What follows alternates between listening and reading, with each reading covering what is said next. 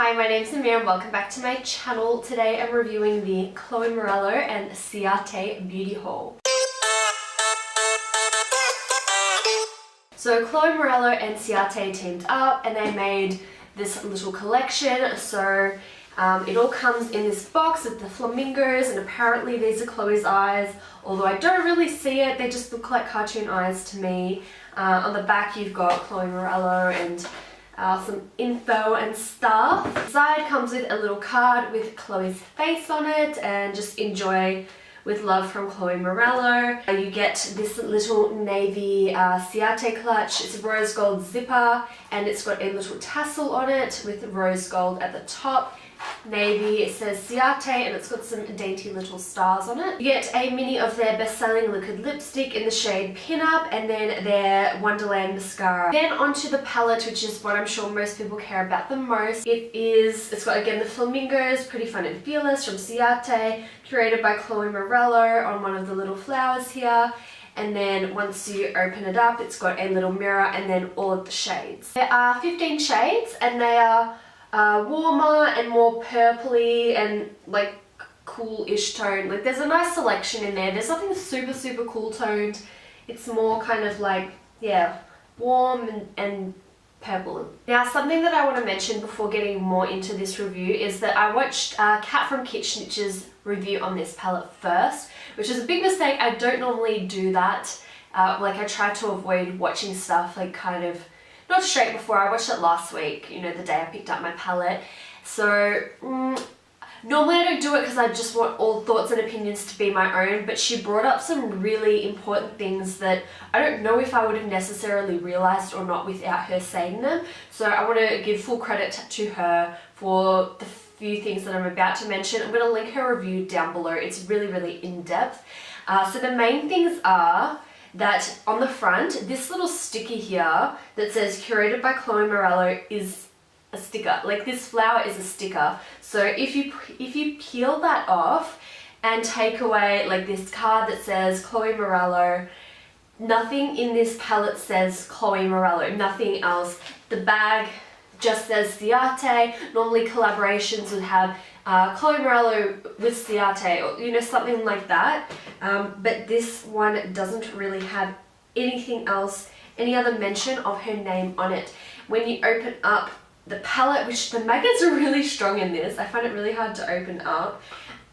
None of the names really kind of say anything about Chloe Morello. Now, I mean, she may not have named them. You know, they may have just said these are the names, you know, pick your favorites. But usually I feel like when people collab on palettes, they get a say in the names. I mean, maybe she got a say in one or two of the names, but yeah, nah. See, I feel like, you know, she always says, you know what I mean, jelly bean. You'd think like one of the shades would be jelly bean or something. She's just, there's nothing really that says Chloe Morello to me on this. So one of the things that Kat brought up is that maybe they brought Chloe Morello along kind of towards more of the end of the process to kind of help them sell palettes, because Ciate, it's not really known, and I'm just saying Ciate, if that's not how you say it, too bad, sorry.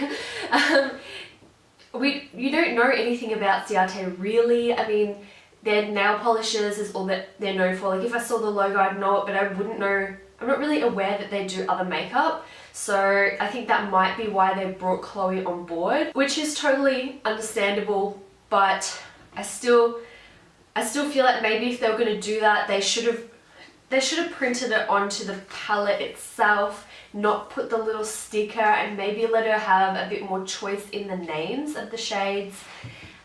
Just because, like, if you think of Graveyard Girl, when she had her palette and you watch her video, she explains the reasoning behind every shade and the name. Whereas Chloe, I mean, when she explained her palette, you know, she explained the colors really nicely and stuff, but she didn't explain the names. So I think that's something to think about. Anyway, so you've got your little makeup bag clutch. It's nice, it's got a little bit of padding in it, so there's like a little bit of protection for your makeup if you take it traveling. It is quite a cute clutch. Like I would probably use that if I was going somewhere. Like it's a nice looking clutch and like the logo is very dainty. I feel like because it's printed on, it'll probably fade pretty quickly though. Liquid lipstick is gorgeous. I've worn this a few times. It has more of a moussey consistency.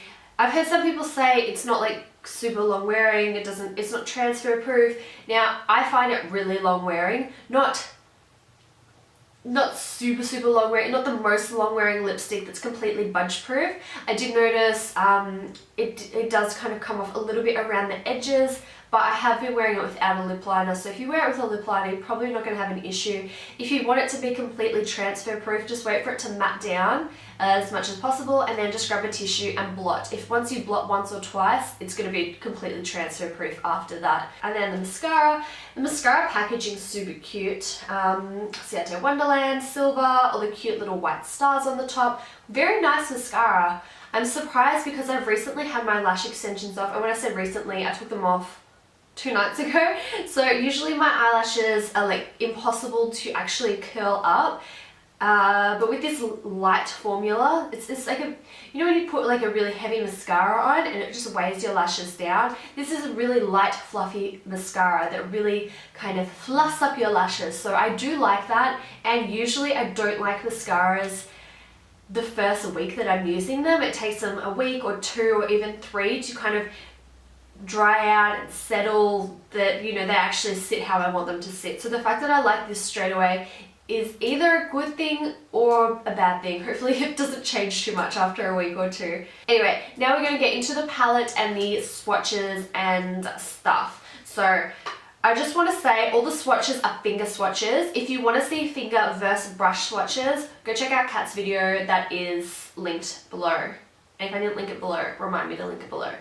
Because she swatched everything with a brush and with a finger. So I just did finger swatches just because I want to show you guys the shades, but I will tell you that when you're applying them with a brush, the shimmery shades, you need to kind of lay them up a little bit, or wet your brush or use your finger. So for me, I love putting mattes through the crease and then a shimmer on the lid. So often I'm too lazy to even get a brush and I take the shimmer with my finger onto my lid. So for me, that's not a super, like, it's not a deal breaker or anything.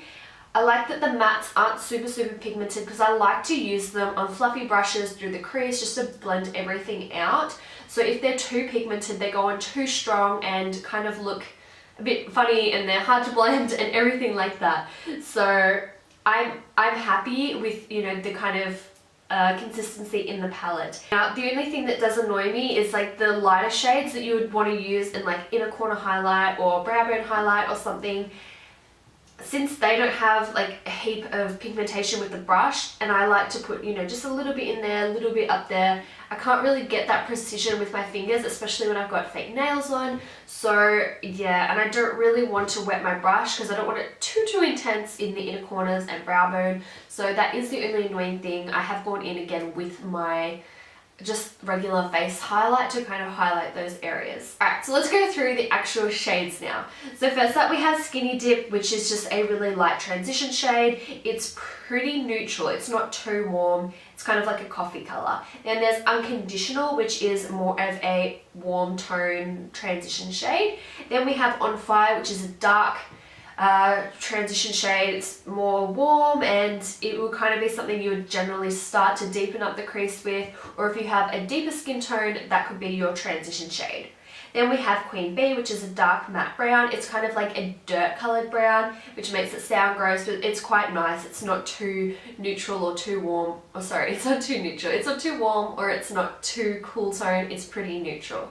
Then we have Shine Bright, which is a nice bronzy copper shade. Not too copper, more bronzy, shimmery. It's very pretty. And then we have on the second row we have Vacay, which is a nice light shimmery gold. All over these shades, they're some of my faves. Then we have My Tribe, which is a skin tone, or my skin tone, a light cream matte shade, perfect for a base shade or a highlight shade depending on your skin tone in a matte. Doesn't look like it's super pigmented in the swatch, but that's more because my skin is that color, so it doesn't really show up that well, but it is a gorgeous base shade. Be Sassy is more of a pink tone. It's not quite a base shade. I wouldn't use that all over my lid. It's slightly deeper. I'll go into that more with the next shade. The next shade is Jet Setter, which is that medium mauve shade, which would be more of your mauvey toned transition shade. I don't use those kind of shades on me. They kind of look a bit like a bruise. Not those ones, I haven't used them, I've only swatched them, but in other palettes that I have, when I use those kind of shades, I don't like how they look on me at all. Then we have Happy, which is a gorgeous, gorgeous, gorgeous, shimmery taupe shade, I guess would be the best way to describe it. It's very pretty. Then we have Dainty, which is more of a pinky toned version of Vacay. It's just a very pretty lid shade, highlight shade, whatever. Then we have Fierce, which is gorgeous. This is what I've got on my lids today. It's just a really gorgeous maroon purple shimmer shade. Then you have Flirt, which is your bright-ish purple. Then you've got Daydream, which is more of your deep, deep, dark purple.